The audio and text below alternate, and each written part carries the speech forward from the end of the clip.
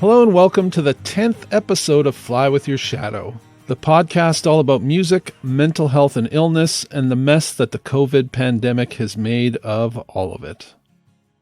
I'm Jeff Robson, and this show comes to you from my home in Winnipeg, Manitoba. 20 years ago this month, I got a phone call that would change my life forever. I was offered the opportunity to volunteer at one of Winnipeg's two campus radio stations, UMFM at the University of Manitoba. Radio's been a passion and a dream of mine since I was a little kid, and I even went to school to learn broadcasting in hopes of making it a career, but this was my first actual opportunity.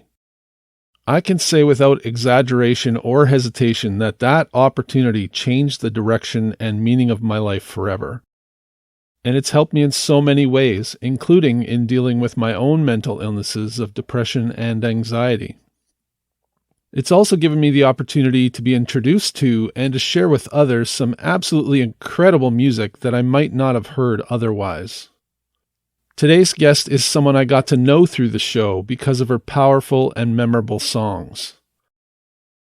I was hooked immediately. I still remember listening to her album for the very first time and then immediately for the second and the third time. And I just knew that I was going to have to do everything I could to bring her to Winnipeg to perform someday. Not long after that, we made plans for her to come to Winnipeg and do a show. It was actually the second show I ever presented at my house concert venue, the Sunset Saloon. She's been coming back ever since. She last performed here for the 6th time alongside her husband, guitar player, producer, and best friend Dale Murray in November of 2019. It was the last house concert we were able to do before the pandemic shut everything down. Hi, my name's Christina Martin.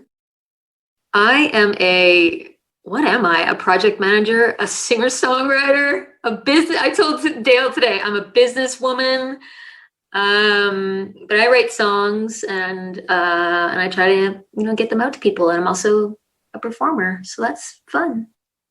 That introduction is perfect because it sums up so many of the things that we love about Christina around here. She's one of the most driven and intelligent business people that we've run across, in addition to being one of my favorite songwriters. I consider her to be a role model among the performers that I know. She seems to have been one of the most successful at finding a new way of keeping herself busy and keeping some money coming in to help pay the bills during this whole thing. It's largely been through an online platform called Patreon, where performers create exclusive content and exclusive opportunities for fans who are willing to make a financial contribution monthly or annually. She's really done an amazing job with her community, and you can check that out at Patreon, patreon.com/ChristinaMartin. She's also one of the most strikingly honest and open performers that I've encountered. At one of her shows, you feel like you get to know her almost immediately, and you get to know what she's all about. She talks a lot about how mental illness has affected her and her family. She's also acted as a bit of a spokesperson, spreading awareness of an organization called Camh, which is the Center for Addiction and Mental Health. It's Canada's largest mental health teaching hospital and one of the world's leading research centers in its field. Talking to Christina, she's a little more unfiltered than some of our guests, so there are a few F-bombs in this episode. But if you can't handle that, boy, is the real world ever going to be hard on you. I hope you'll be okay, and I hope you enjoy this chat with Christina Martin. Do you want to stay private and kill while I'm watching the babies and it's getting you dark down the hill? I usually kind of try to get a grasp on what the past year's been like for people, and for a lot of people it's been a real dramatic shift, obviously, not being able to tour all of a sudden and just having so many of those avenues cut off. But I feel like you were kind of positioning yourself in a way for this even before the pandemic. Like last time you were out in Winnipeg, you were already kind of working on the Patreon thing, and you were doing some of the, so I don't know if they were live streams, but you were doing some videos and stuff. You were doing some of the things that people have been forced to kind of learn now. And I feel like you were ahead of the curve there a little bit. Am I right about that? Well, I was trying to learn from, some other folks probably at the time. But I remember thinking, like, in the last 5 years, being on the road so often and knowing how hard it can be and getting sick on the road and then hearing more about the, our environmental crisis. And I remember having many conversations with my husband, my guitarist, my partner on the road, Dale Murray. What if we can't, not only what if we can't tour anymore? What if we can't, we can't travel? There are travel restrictions. What if we get sick? Like, all these things came up, and how do we build a life? Phil's been very important to us. How do we build a life, the life of an artist, so that we can keep doing what we love? And Patreon and building online community through live streaming and testing the waters, because I still don't feel like I've got a handle on it. Still, I've done a lot of live streaming this year, as a lot of other artists have, but I still struggle with it. But yeah, I mean, when you have, I think, a purpose in your life or a mission, or you have at least a good sense of what it is you're supposed to be doing, in this life or whatever, you will find a way to make it work. And that's what I've been trying to do. And my best friend Dale he's just really been supportive every step of the way. Let's try this. Let's shift here and there.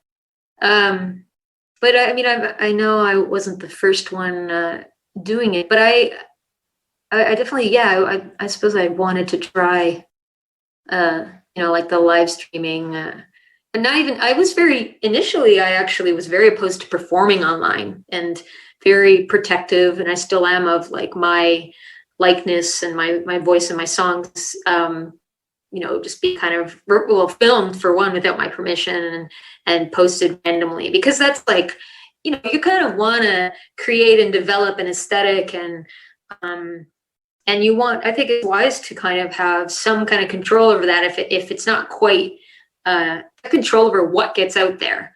If you have a dream or a vision of how you'd like to sound and look and what you want to say. And so I didn't really do a whole lot of performing online until the pandemic. And then we were just like, well, fuck, we got to do something. We got to connect with people. And other than the way you're perceived and the way you're presented, is it obviously it must be a different feeling for you to perform from home in the silence. Do you get the same kind of joy out of seeing the comments scroll by as you would seeing smiling faces in the audience, or is it a whole different thing for you? No, it's different. I had a meeting recently with another creator, visual artist, and we've been talking about, what to do with a new album in the next year and a half. And one of the things that came up was, like, we're, creating two different experiences when you're live streaming, or your video, you're recording something for video to the video, or you're performing for the audience in a live setting, actual people in the room. And they're two different experiences from my perspective as a performer artist, and I think from the audience perspective. So you have to think about them that way. So, I mean, it feels different. I like aspects of it. It triggers, getting comments. I like, if I couldn't engage, like, with the audience, if I couldn't find ways to communicate, it would feel maybe not as, just not as connective. Like, I mean, I tried to develop some fun ways to reach out to my audience. I mean, nothing like, earth shattering, but just conversation games to get us talking. And, it's different than at my live shows. I mean, I think it's a little bit more of a conversation, it feels like, with the live performances. And with the online stuff, it's, there's a lag. So it's like, and putting stuff out there, it's delayed. And you're really, it's actually quite exhausting because my brain is just constantly having to pay attention to keeping the show going and then thinking about the questions that are coming in, the answers to questions that are coming in for things I asked a minute ago, and keeping an eye on everyone who's popping on and saying hello and those kinds of things. But it triggers something in your brain that is pleasing. People have said to me, not a ton of people, but you get enough people saying that the live streams mean something to them every week and it helps them get through lockdown. Or some of my supporters and patrons have made it a weekly ritual to have like wine and cheese, Sunday and live stream with Christina and Dale. And that's pretty cool. It's like hanging out with friends, so that's totally different than, I feel different, than the live performance in person. Yeah. They're just they're so much more informal than what most performers do. And I know you work really hard on you're very personable. You tell stories about your life. I don't think you're, hiding behind a big show, but I know that you like to have a well-paced show. You like to make sure that everything sounds good. You always, even if you're playing at my house, you're making sure that you look great and everything is the way you like it to be. So is it more uncomfortable to be sort of this raw and this natural, I suppose, not having that polished show to do? Oh, I like both. I like authenticity. And even when we do a polished show, I'm building a show right now that I hope I can put on next year. That'll be, hopefully, my fingers crossed, my biggest live, production that I've ever done. But even when we do that, I hope there are elements of authenticity and that, people understand that, you're playing a part and it's choreographed and well crafted and thought out, but it's entertainment, but that there are moments where you can definitely see it's me, so, I like both. I actually enjoyed that aspect of we did 2 sort of sessions of live streams. We did the denim sessions last year, which was 10 weeks of live stream every week, where we had, we were all wearing denim every week and we always showered and showed up and there was a flow to the show. And I really had fun with that. And then this winter with Cabin Fever, it was a lot more casual and, but still had a formula to each one so that I didn't have to spend too much time, thinking about it and stressing out. To me, the preparation, the more I prepare, the more I can relax and just have fun. So, I like both, really. Yeah. Something you said earlier when we were chatting, you said that you didn't want to feel like too much of a charity case. What do you mean by that? And does this new Patreon or online model feel a bit more like people are just giving you money because? Or are they still, do you think they're still paying for it like a show or what did you mean by the charity case angle? I think by charity case, well, when I think of charities, I think of people that really need money. For life-saving, experiences and services. And I just mean, I would never want to, want people to think that, I was in that category because I'm not. I'm healthy. I have what I need. If I couldn't make a living doing music, I could choose to do something else. But I'm very driven to continue this chosen profession. And part of that as an artist, the arts people can struggle with earning revenue and, for a lot of reasons, but I wanted people to support me because they felt they were getting something out of the exchange with Patreon. So I think I've crafted my Patreon to satisfy that, at least for the people who sign up. They either want to support because they like what I do and they want to see me keep doing it. They get something out of the experience of listening to maybe one of my songs or watching one of my videos, or maybe they're curious and get something of that. There's a value there for them, non-tangible, I suppose. They're learning things from my journey and parts of my journey that I share, perhaps. Like there's a little something for everyone, but then I think for some people, they just really want to give and not receive, and they want to see me succeed. They want to be a part of that success. So these are all reasons why I said, I eventually was like, well, okay, I'm going to try this. I'm going to try this out. And I'm glad that I did. I was persuaded by a friend who is a patron of mine, one of my first patrons. His name is Mitchell. And it took some convincing, but he convinced me to give it a shot. And the 73 patrons I have today have been, during this pandemic, pretty much like, the most consistent, predictable revenue source for my company, I suppose. I call it a company because it actually is a company. It's, I set it up as a company a decade ago, and that's how I look at it, I guess, separate than the art that's being made, but yeah.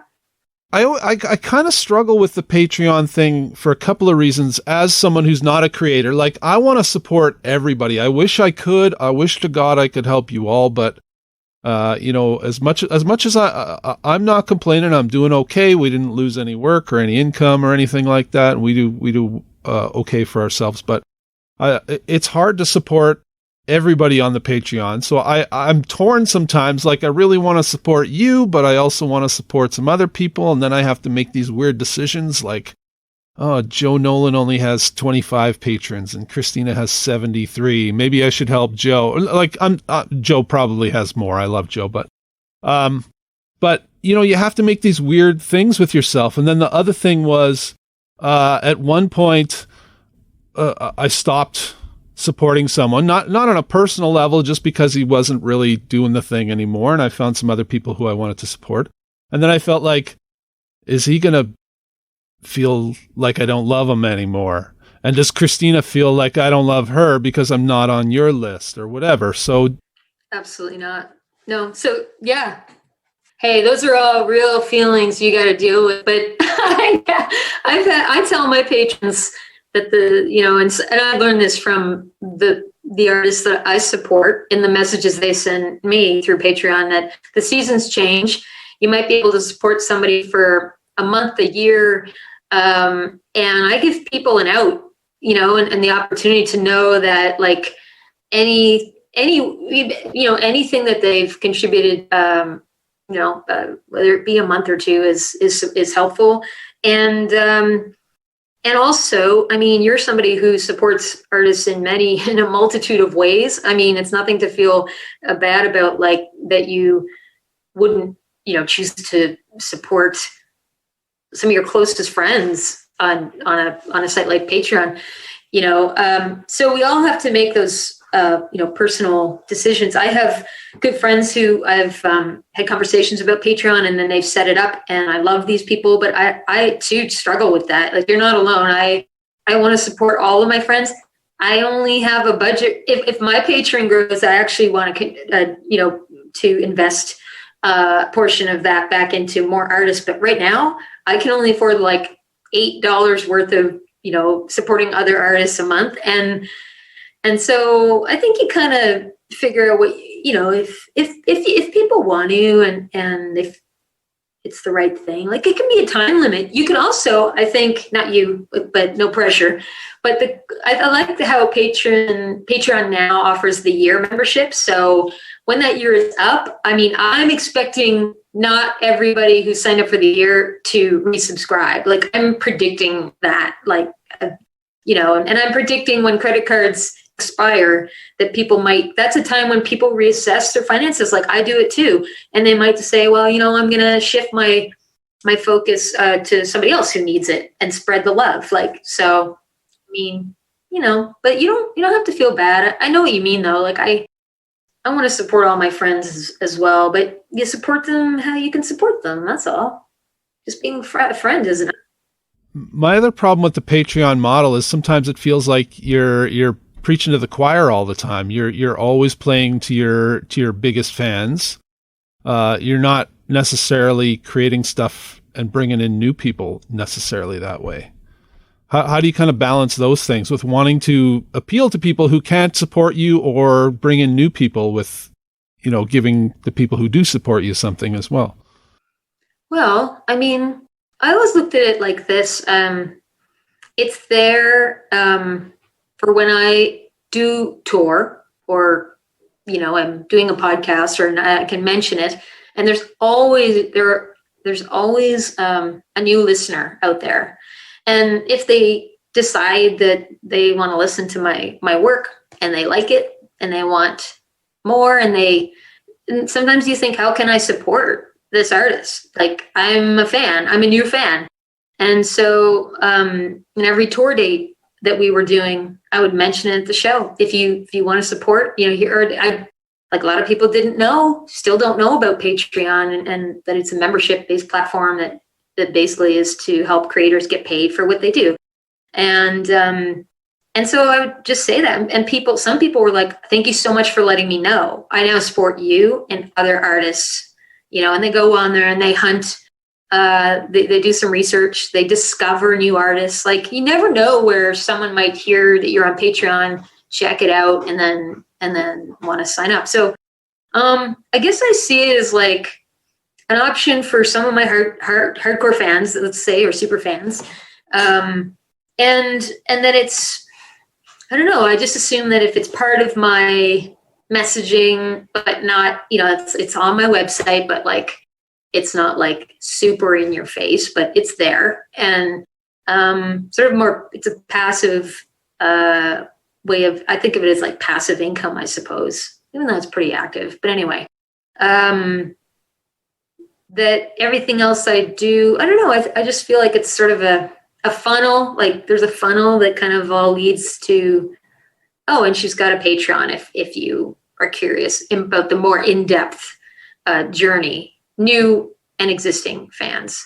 But now I think my Patreon right now is probably something, because I stopped emailing my newsletter. Like, I stopped emailing people. I felt like I was being I felt like it was a little too invasive, like the mass email. And I don't mean to, some people would definitely disagree with me and say that, that was probably a bad decision to stop my newsletter, because I built it for so many years. And, but it was just a personal decision. And so I think, the people that sign up to support me on Patreon now are most likely going to be people who are new to my music. So I don't even know if I answered your question right, but it's good. These are really good questions though about Patreon, and it's really great to get this in-depth, like these questions in perspective from a music fan, like who's thinking about like it. You just seem to be one of the most engaged people on that platform that I've talked to. So I just have had all these questions brewing in my head. And the one other one I continually have is that I think I understand better than most that art is not something that you can always just sit down and do. It doesn't really work on a schedule for a lot of people. I don't know about you. I don't know how prolific you necessarily are, but for some people, having new content or new songs or new whatever every month goes against what they've always done as a creator before. They wait for the inspiration and then they work on it for as long as it takes, and then they don't want to put it out until it's the way they want it to be. But here, do you feel the pressure to create more? And is that a bad thing or is that a good thing? No, I feel the pressure to commit to what I promised. And it was initially a promise to myself. So I mean, sneakishly set it up to serve my own desire to be a better, to grow as a writer. So that's why I have my monthly series, Rhyme or Slime. And I'm not a good writer. I propose to be very bad, terrible, boring, but I just want to write more. I want to dedicate more time to pencil to paper, to excavating my journals, to writing, to reading about writing, all the things I've always done, but on a more regular basis. And I want to see what comes out of that, whether it just be sort of free verse, shitty poems. Right now, for example, like my writing series revolves around my new lyrics. So I'll share my new lyrics from my upcoming new album, from let's say 1 or 2 songs in a month post. And then whatever, some of these songs I haven't thought about in forever. Like what are they about? I don't fucking know. I don't remember. So what do they trigger for me now? And, maybe do I have memories about them? And is there any clues as to who I am now because of the things I wrote about in the songs, or how does it relate to the world around us now? And so I just explore that and I write and I share those things with my, a certain tier of the people that have opted want to hear that stuff. And I think a lot of patrons probably don't read it, but some of them do. And some of them comment and sometimes they don't. It's okay. It's there for me to keep up with my goals, to my promise to myself to really, get in that writing. You got to get in something by the end of the month. And even in my updates, I try to, be real in them. And I'm trying to update people. I've never really done this before. And actually it's turned out to be kind of a pain in the ass, but I'm glad I'm doing it, is really in-depth journaling,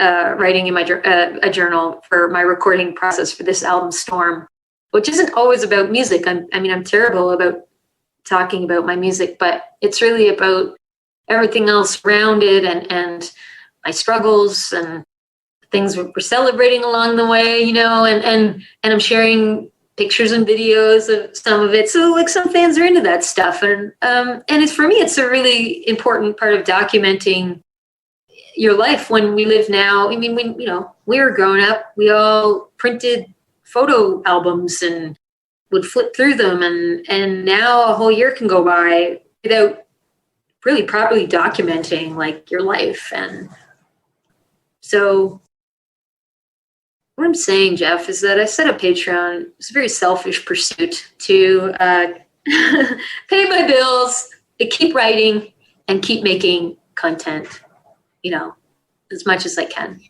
Well, you gotta, people always apologize for doing things to call it selfish or whatever, but you gotta eat, you gotta find a way to do it. We don't want you going and getting a job that takes away your energy from your creative pursuits. So we want you to be able to do that, right? So we're not, I don't think it's selfish at all if you found a way to keep that going.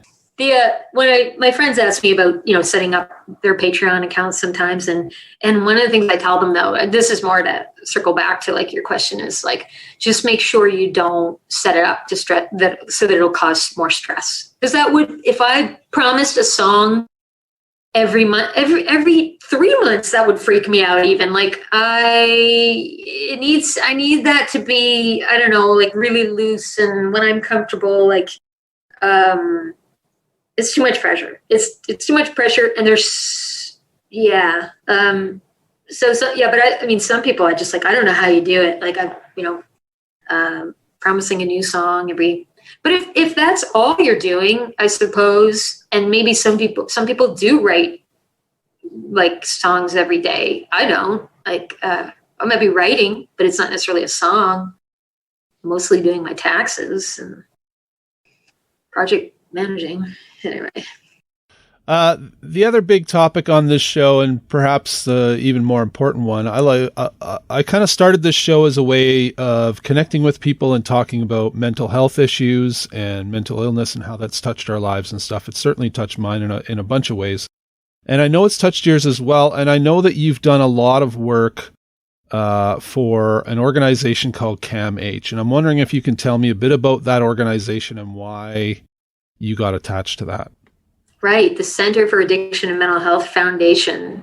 Well, I'll start by saying I was I just want to clarify, because I always feel, and there's nothing wrong with saying like the work that someone does with, I don't think, but when my name's attached to it, I'm always like, I'm not doing the work. They're doing the work, but I know what you mean. But I'll tell you a little bit about how I found out about Camh, because they were not on my radar, but I sure wish they would have been.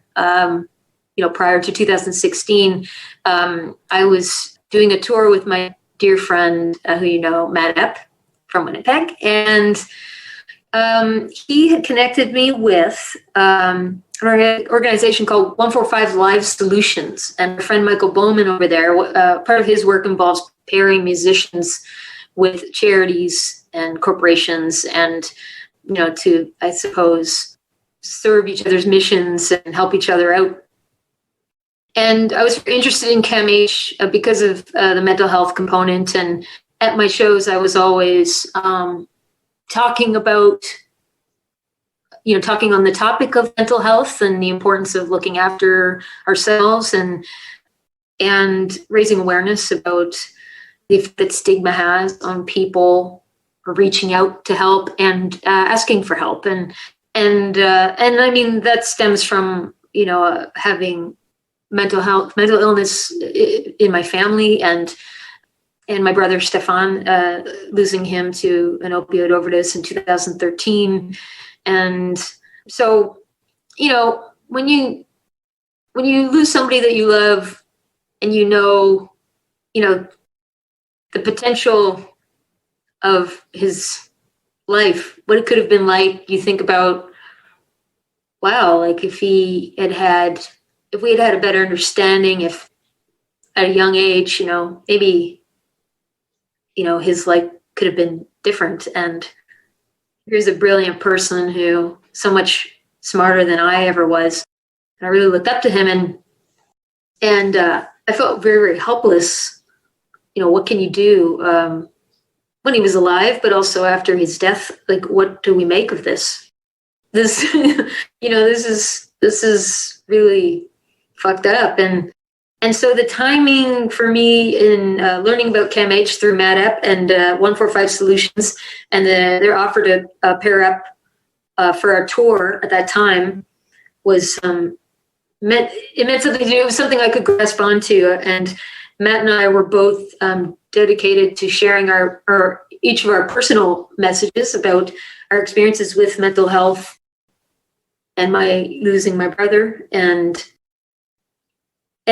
we helped raise money for the organization to make care better for people for families living with, families that want to do better. And so that kind of, once that started, I kept it going for our tour dates in Canada. And pretty much every show up until, I think, 2019, we were talking about it at our shows, and the fans at the shows, it really, I think one thing that kept us going was that, because it is hard to share these personal things on stage in front of a room full of people. And sometimes you have these nights where you're like, I don't want to talk about this.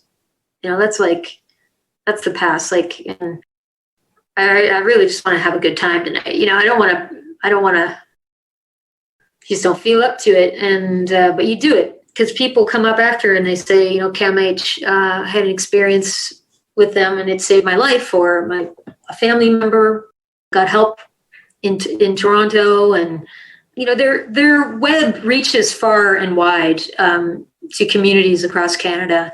The research extends beyond Canada to help people in other countries.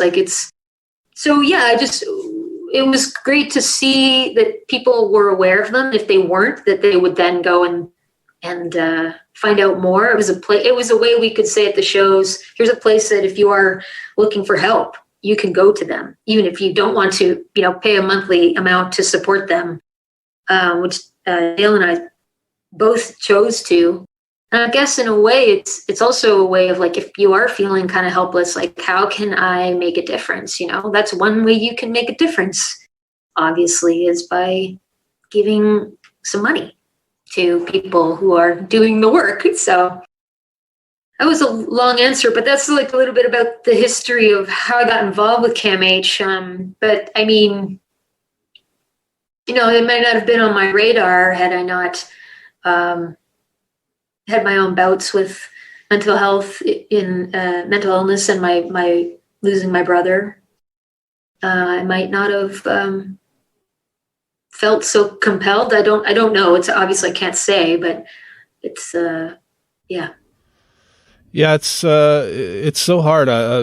Suicide is one of the, I always say on this show, suicide seems to be one of the last taboos. People just don't want to talk about it. And I've certainly lost people, friends and family to suicide. And this show kind of started as a result of losing a couple of musicians that I really, really adored and admired. It's called Fly With Your Shadow, after a song by a guy named John Bottomley. I don't know if you've ever heard of him, but I just thought he was absolutely brilliant, and it shocked and amazed me that he could get to the sad and dark and hopeless place that I've been to in my life when he seemed to have so much going for him. And there's another musician that kind of guides what I do. His name is Paul Mccloud, who I absolutely love. And lately I've been thinking a lot about Jay Smith. I think you worked with Jay Smith at some point too.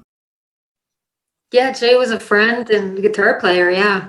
Finding a way to kind of make sense of what, I don't know if you can make sense of it, but to understand how it gets to that place and maybe try to reach some people before they get to that point, or at least make us all a little bit more aware of what might be going on with people, Yeah, and the the more we try to put ourselves in other people's shoes, even if you yourself, your listeners aren't experiencing mental illness or familiar with it. There is always a potential that I really believe I've heard it somewhere, but I've always kind of repeated it, that we're only all just 2 steps away from needing help and support. And for a mental illness, but let me also say too that, this, like the mission is to basically the goal. One of the goals is like to have mental illness and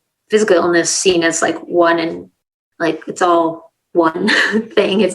But yet we still, I think there've been a lot of changes in terms of the language around it. I see people trying harder, more aware, conscientious about it. Across all generations, and the more we do that, I think, if I had as a teen, if we had these conversations in our classrooms and amongst our friends, telling each other, it's absolutely a part of life that we maybe experience anxiety, and to explore where that can come from. And if we just, had the language and the tools, a lot more people would maybe not get to that point of crisis, and or feel comfortable being like, I don't know how to deal with this. Like I need help. Sometimes we can help other people, but we can't help ourselves without support. It's a weird thing, right? Like,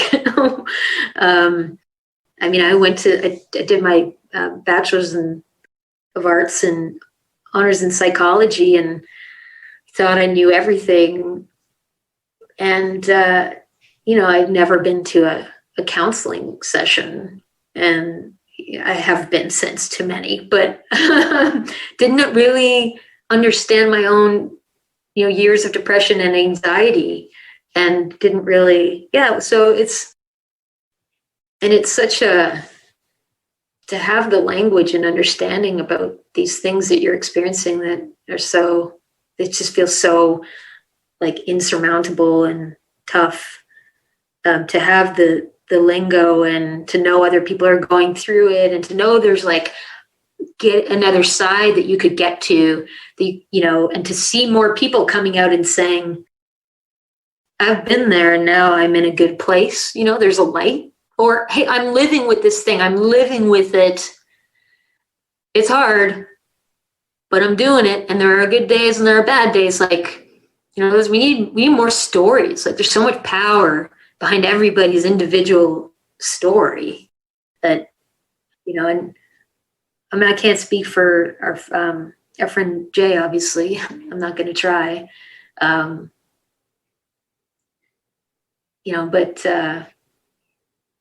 I'm not even going to try. Never mind. I'm not even going to try. Yeah.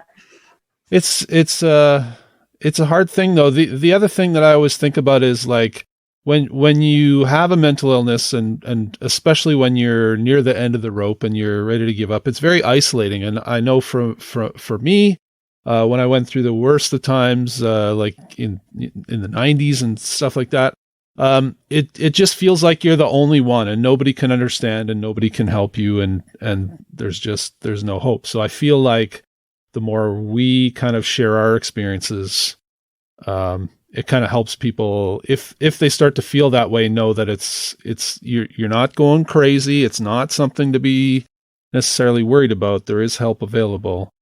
And so trying to normalize some of those conversations as well. This is really interesting too, like as I'm hearing you talk, about this and your experience.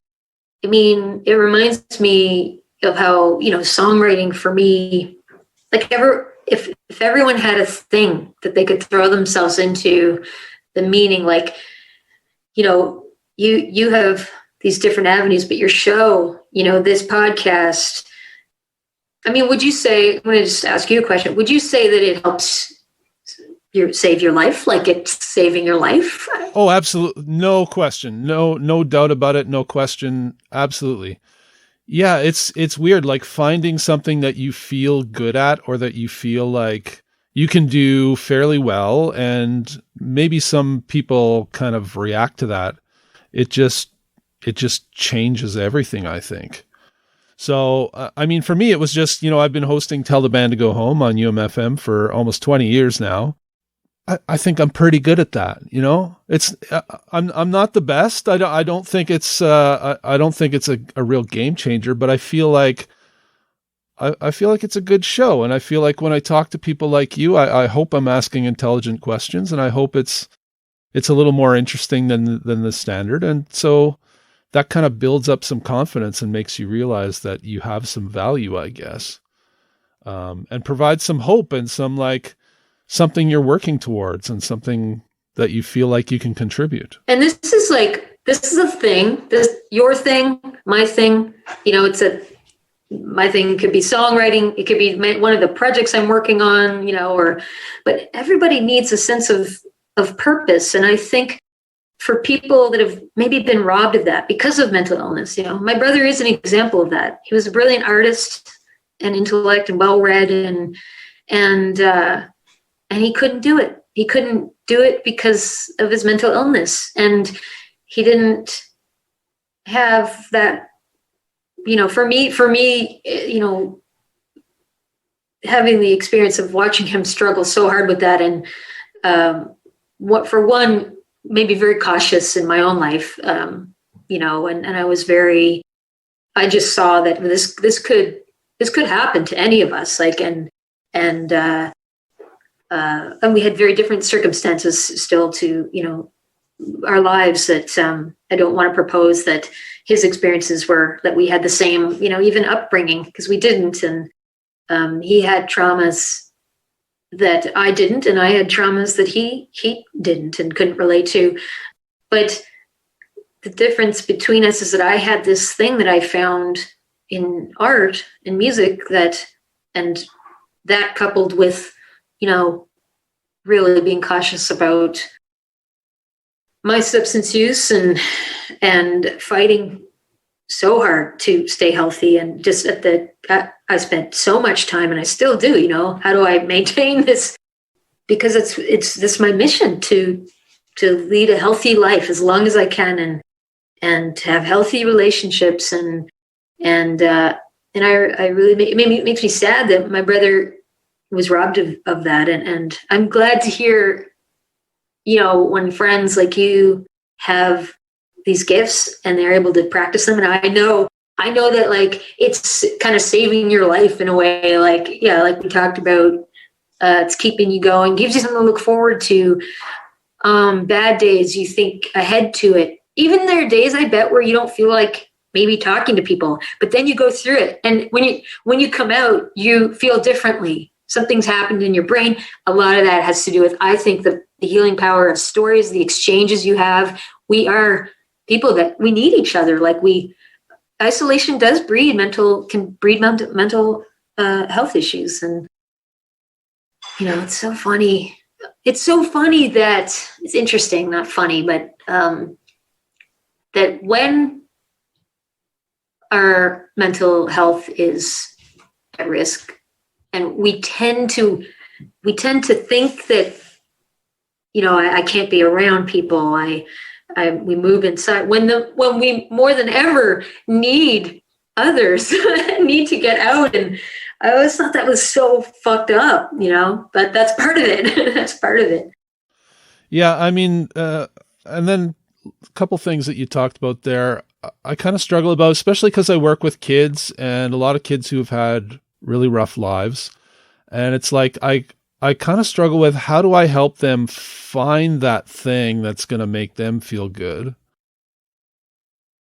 But then I also struggle with guys like your brother and Jay Smith and John Bottomley and Paul Mccloud, who were really phenomenally good at something, and they must have felt that. So how does somebody who is successful and has so much to offer, how do they end up not here anymore? Good question. I think it's a question that everybody wants to know, but it's maybe it just comes down to, like, we're all like at risk to some extent of, like, it could be any of us, or maybe, I'm not sure. I mean, I think on the outside, it's also easy you can be living with mental illness. You can hide a lot of your pain and suffering. That's what a lot of people get good at. I mean, we all do. And the coping mechanisms allow for it to go undetected. I mean, it's not super typical that somebody has a suicide party letting everyone know it's going to happen, but there can be definitely clues. And I'm not an expert. I don't proclaim to be an expert on the topic of suicide either, but I think it's important to be able to have conversations about it, around it, and explore, what does lead people to that point, and I think it's complex it's different for different people, but yeah, I mean, I think that's part of the mental illness. I mean, it's hard to say. Yeah. I think those were probably more rhetorical questions than anything. There's no real. What? You don't want a real answer? Damn it! Well, like if I, yeah, sure I do, but how realistic is that? Yeah. Well, I just think that what you're doing, I'd never heard of Camh before you, and going to your show really made me aware of that. And I really, really appreciate it whenever a performer or one of my friends mentions that they've had their struggles before, and I just feel like it helps me, and and hopefully, what we're doing helps some other people as well. So yeah, check out listeners. Check out CAMH. I'm on their mailing list too, as I sponsor them monthly, and the news they send is definitely worth reading as well, like updates on the latest technology and treatment and care. But also, like, they'll send a PDF that the topic might be like how to talk to family members about mental illness, or how to talk to a friend who's living with addiction. And certainly, clear avenues for a first step to reaching out for help. And I believe that it can be a starting point to look for resources in your own area if you don't know where to start there, So yeah, check them, everybody. See, there you go. You're helping me. I don't know, why am I not on that mailing list? I should be. So there's something I got to do right away. Yeah, but I think, like, you work with kids, and earlier you were saying, what, like, I think just even saying things like we're talking about now, like kids, like I want you to find that thing in your life that this is like mentioning to kids, find something that brings you joy and purpose, that maybe you have to work another job, but make sure when you go home, you have that thing to look forward to. And you might, if you feed into it a little bit every day, you might end up doing it all the time. Like, I think those kinds of things were never told to us for some reason growing up, that you have the power to share with your it's pretty cool. Like you've got the power to shape young minds. That's pretty powerful stuff, Jeff. Well, the problem that I have these days is whenever I have that exact conversation, what makes you feel good? What are you good at? The answer almost always is video games, or, they love YouTube, and those things I don't see as much of a potential for the personal growth or the personal success that sure, it's fun and it's easy, and it's, maybe you do well against your friends, but I just feel like the opportunities for making your mark on the world are a little harder to find in those avenues. Oh, they can be, but think of it this way. So they're into YouTube. A lot of them want to build a YouTube channel. Well, then they need to start learning about videography, documentation. And there's so many, online free sources for like learning those useful skills. I mean, how many times have I wanted to hire someone to do a last minute video for X amount of budget? And actually, it's hard to find like really talented people to do, the really, really good ones are usually too busy. We need more people with skills, digital skills in arts, like push them to the arts. I know it sounds wild, but they're, I think if you've read the book Lynchpin, which is a great read, and I haven't read it in a while, but basically it really encourages, people to go to into that discipline and in a life of arts. And companies are looking to hire artists now because of the way we think and operate and new ideas and get stuff done. And all right, I want to end off a little hopeful and look towards the future. You mentioned a new record. What's coming from you? Oh, well, new record is coming. I don't know when yet. I mean, I have an estimation. Maybe we'll have a first single out by the summer, fall, but no promises. But yeah, I've been working on it now for a while, and we thought it would be a record that was made in multiple studios around North America, but we're making it ourselves, but learning new things still. And I love working with Dale. So it's exciting, but kind of pushing for a few, I would say fresh sounds, but I've been actually learning how to write parts for strings. And I'm working with this great arranger and composer to help, bring those ideas to life. And she's performing them on the album. So that's been really exciting for me because I've never really collaborated in that way before.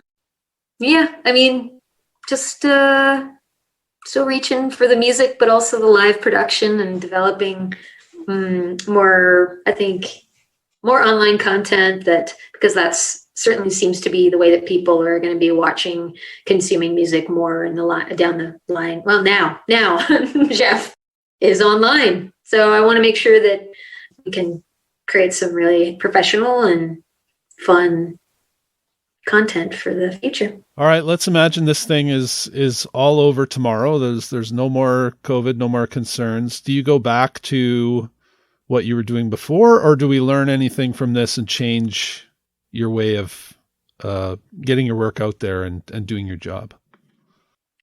Oh yeah, I mean, we've had a lot of conversations about how we travel and how that needs to change. And I mean, sort of can either stay home and do more from home and reduce our expenses and our carbon footprint, and we can wait for things to improve in terms of electric airplanes, electric engine powered. It's a challenge. I mean, I think we will very likely tour less and try to still make music with integrity and maybe more locally. I really, I'm not sure yet. It's really hard to say. I mean, we can't even play locally really right now. But we're just, I'm thinking a lot about, how I work, how I consume, and the messages we put out with the music.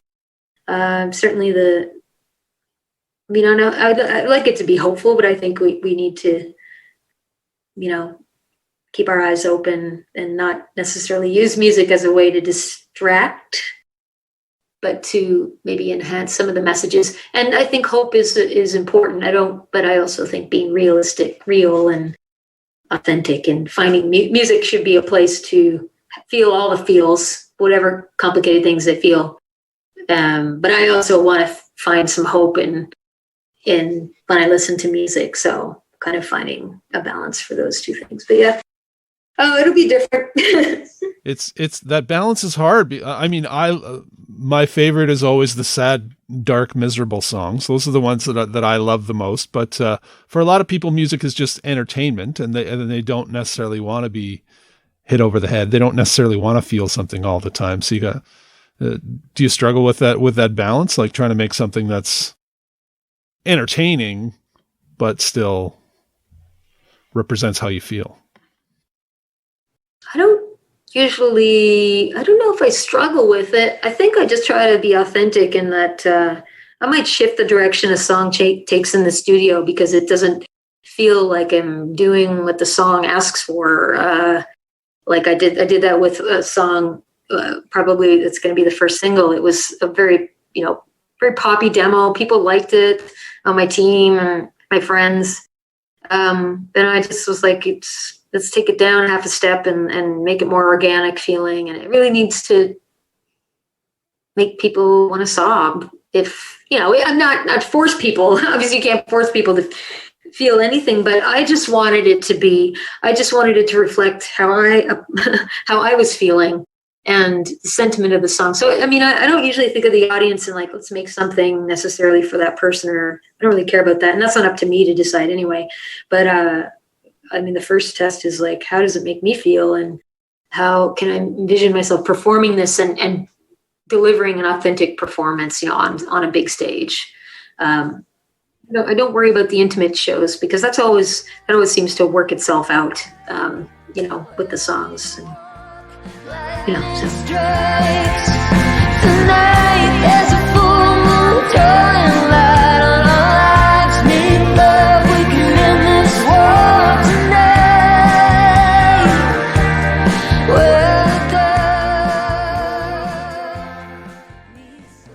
I hope you enjoyed that conversation as much as I did. If you did, you really need to go and listen to Christina's music and find out more about her at ChristinaMartin.net. You can join her supporter community and check out the fun live streams and neat content she's created for her fans at patreon.com/ChristinaMartin. I also have to throw in a mention for her husband, guitarist, producer, and an all-around amazing guy, Dale Murray, as well. You may be a little more familiar with his Auntie Anne, but he's played in great bands like the Guthries with Matt Mays and Cuff the Duke. He's also got a couple of outstanding albums of his own. You can find out more about him and the many projects he's been involved in at dalemurray.ca. You can listen to and find out more about a lot of amazing music through my other show, Tell the Band to Go Home. You can find that at tellthebandtogohome.com. If you're so inclined, I'd really appreciate it if you would help this show. It won't be hard. It'll never cost you a thing. All you have to do is follow and subscribe at flywithyourshadow.com or on social media. If you would, please take a minute to share an episode with a friend to help spread the word and get the show into new ears.